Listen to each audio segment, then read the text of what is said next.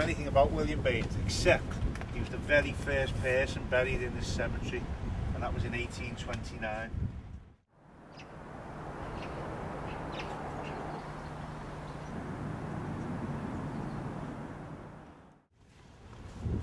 This wall is quite important for the cap because it shows you some of the dates. These original dates where the quarrymen, I say the quarrymen, I don't mean the Beatles.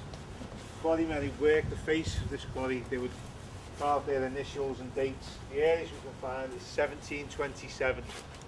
That's the earliest date, 1727. Is of a lady called Mary Allen and her son Ernest. Don't know anything about them. We don't know anything about, except they died on the disaster known as the Ellen Bannon disaster. A famous ship. That was the mail carrier from the Isle of Man. Used to come to Liverpool, to Cumbria, then to Glasgow, back to the Isle of Man and round trip. Done that for over 20 years until one fateful day, a very bad day, probably similar to this. The Irish Sea was quite rough. The captain of the Ellen Bannon decided that he would make the journey. Unfortunately, as they approached the bar of Mersey, a huge wave turned the boat over, it sank, and all aboard lost their lives. There was 31 passengers and crew on board. It took some days and weeks before all the bodies were recovered, including this lady and her son. We think she was probably visiting relatives in the Isle of Man and came back. How long have you been doing it for? Since last year. We started up there on the doing that side and taking all the soil, so Yeah. So it's been the last 6 months, I think. I don't know. Just on your own, is it? Yeah.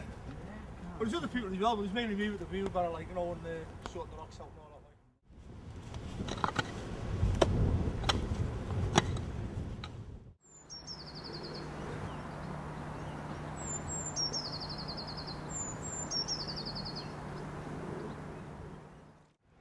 But these stones here, 6 in all, are probably the most tragic. They're all young children, or majority young children. The oldest is only 32, made some a few months old, and they all came from the orphan asylums, which were started by James Aiken in 1840. Unfortunately, not long after he started the orphan asylums, he died. A man called Harmud Banner took it under his wing, and he extended it. He built a school for girls, a school for boys, a church for the Holy Innocents, and each child was fed, taught and clothed. He would send begging letters to businessmen to provide funds. Unfortunately, they died because of the cholera and typhoid epidemic that spread this city in the late 1800s. That's where we got Dr. Duncan, who was the first chief medical officer anywhere in the world of a city, who we brought in to rectify the problem.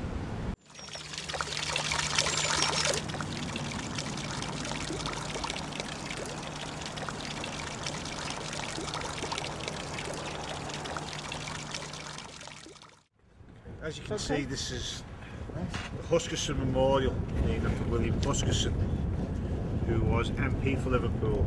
He actually started out life at a very early age at Secretary to the Admiralty, private Secretary to the Ambassador in Paris.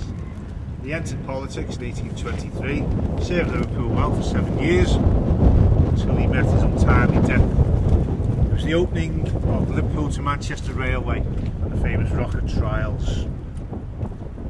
Unfortunately, he was known to be a bit clumsy, as well as being very academic and a brilliant brain. He was also very clumsy. At a stop near Rain Hill, he went to see the Duke of Wellington in his carriage. He stumbled across the track and the rocket locomotive, which started to pick up speed, ran over his leg. Crushed his leg and he died from his injuries that night. So he's forever known as the first victim of a railway accident, William Huskisson.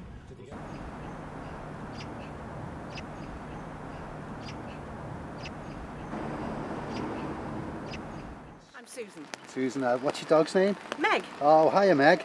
We're doing a survey on a documentary with the course that we're on around the park at St James's and the different people who use it and the different aspects. Could you tell me how often you use the park?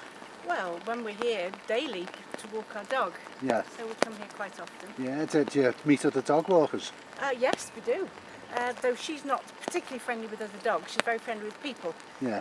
Do you come here at certain times, or do you vary? We vary it. I think it depends on the weather. If it's raining like this. Yeah, like today, it might be a bad idea. Yeah. Do you enjoy coming to the park? Oh yes, it's a lovely place. Yeah. How long have you been coming? Well, we've lived round the corner for 25, 30 years, so a long time. But Meg's only 13, so she's not been coming as long as that. Yeah, because has it always been in this state when you've been coming to it? Or No, it run it's down? changed quite a lot over the years, and it has improved, and the people looking after it more recently. But it's always been a nice, quiet place to bring your dogs and children. We've brought our children here as well. Yeah, well, thanks very much for speaking to us. Yeah, Thank okay. you. Bye-bye. Thank you, pleasure. Kitty Wilkinson worked with the Medical Officer of Health here. Kitty was probably the first practical social worker. She recognised that if people believed that cleanliness was next to godliness, they got a good chance of surviving. She arranged to build laundries, toilets, and facilities for people to wash themselves as well. That was an enormous benefit to the city. But I just want to remind you for a moment that there are 57,000 burials here.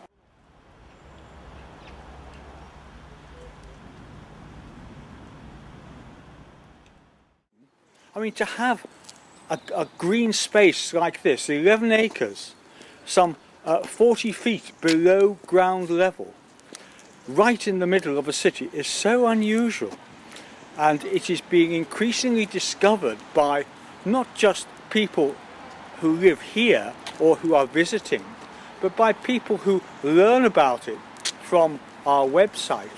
People, particularly in the United States and Canada, who want to find where Grandpappy was buried, for example. And it's quite a tourist attraction for many of these people.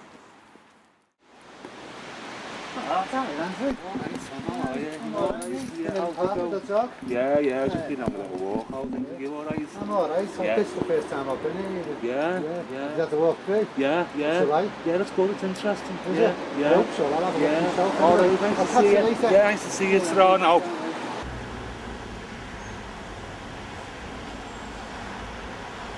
So what's your connection with the park?